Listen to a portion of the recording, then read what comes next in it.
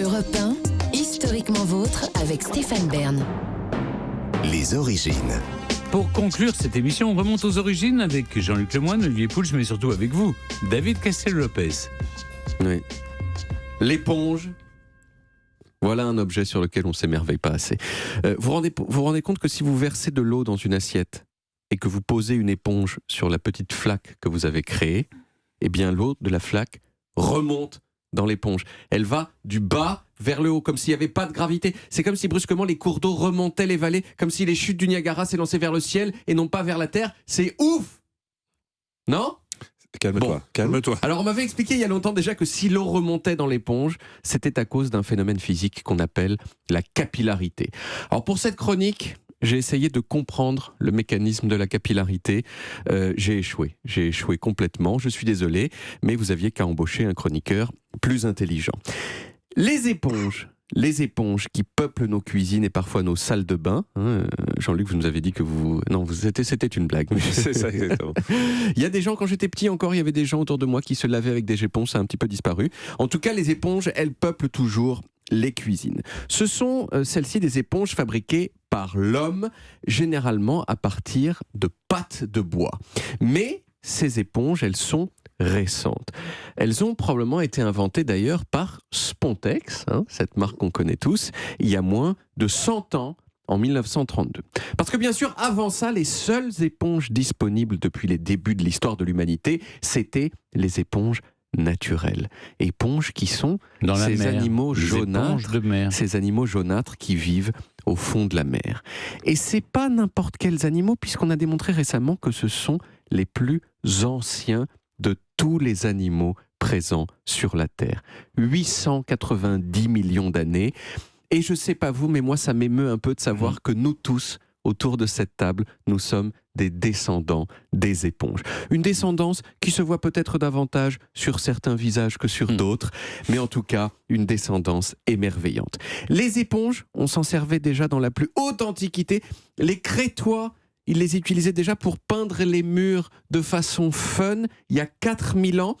C'était déjà probablement moche à l'époque, mais ils le faisaient. Dans l'Iliade et l'Odyssée, on s'en servait déjà pour faire le ménage, mais aussi pour boire, grâce à cette propriété magique des éponges, à retenir les liquides à l'intérieur d'elles-mêmes, que j'ai décrite au début de cette chronique.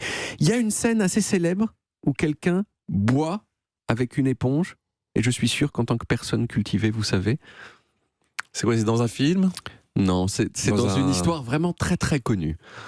Très très connu. Ouais. Ah ben c'est dans la Bible. C'est dans la Bien Bible, sûr. exactement. C'est quand c'est Rebecca a soif, il prend dans la fontaine et lui donne à boire. Oui, alors... Je ne connais pas cette scène-là en particulier. Il y en a une qui est peut-être encore plus célèbre, qui est dans la Passion du Christ. Il y a un moment, le Christ, il est sur la croix crucifié, pas bien. Ah oui. Bien sûr. Et puis on lui donne de l'eau comme ça, on lui quelques gouttes comme ça pour Exactement. le ranimer. Il y a quelqu'un qui met une éponge au bout d'un bâton, qui la trempe dans une sorte de boisson de l'époque dégueulasse qui s'appelait la posca à base de vinaigre, et qui lui appuie sur la gueule pour qu'il se désaltère un petit peu. Ça n'a pas suffi, bien sûr, puisque Jésus, par la suite, est décédé. Oui, mais pas de soif. Il n'est pas décédé de soif. Il est vous savez, quand on est crucifié, on meurt asphyxié quand même. C'est-à-dire que c'est pas le. Bon, on va pas s'attarder sur la crucifixion. C'est donc un des épisodes de la Passion du Christ.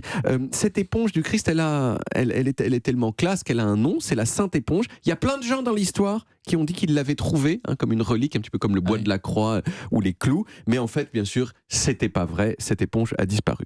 Dernière utilisation de l'éponge qui mérite d'être mentionnée, c'est l'éponge fixée au bout d'un bâton que les Romains utilisaient pour nettoyer leur cucu après être allés aux toilettes. Éponge, je suis désolé de vous le dire, qui était réutilisable et réutilisée. C'est ignoble. C'est dégueulasse. Ça se nettoie. Mais c'est pas ma faute. Oui, on la trempait dans un seau de vinaigre entre deux utilisations, c'était pas. Mais c'était réutilisé quand même toujours pour la même fonction, rassurez-moi. Et pour la même personne, souvent. On lavait pas la vaisselle avec. Oui, d'accord. Donc vous, ça vous pose pas de problème de réutiliser des éponges qui ont été utilisées pour ça. Mais vous êtes hyper ouvert d'esprit, c'est super bien. Moi, je trouve ça dégueulasse. Mais bon, voilà, je suis peut-être un petit peu hygiéniste. C'est mon problème. Alors, il me reste à vous livrer un fun fact de très bonne qualité. L'éponge, accessoire roi de la propreté ménagère aujourd'hui dans nos cuisines, elle est en fait généralement l'objet le plus sale que l'on trouve dans la Ce sont maison. des nids à microbes. Les éponges sont couvertes de bactéries. Elles sont beaucoup plus sales que la cuvette des toilettes. Et pourtant, on nettoie pas ces casseroles avec l'eau des toilettes. Il y a jusqu'à 54 milliards de bactéries par centimètre cube sur une éponge ménagère. D'ailleurs, les éponges sont interdites dans les blocs opératoires des hôpitaux, précisément pour cette raison. Mais alors, ça pose une question. Comment on fait alors ? Comment faire pour que vos éponges soient moins sales ? Deux méthodes. Soit vous pouvez les mettre au lave-vaisselle avec un programme bien chaud, méthode efficace mais pas très fun. Il y a une méthode beaucoup plus fun que ça qui consiste à les tremper dans l'eau puis à les mettre au micro-ondes pendant 1 minute.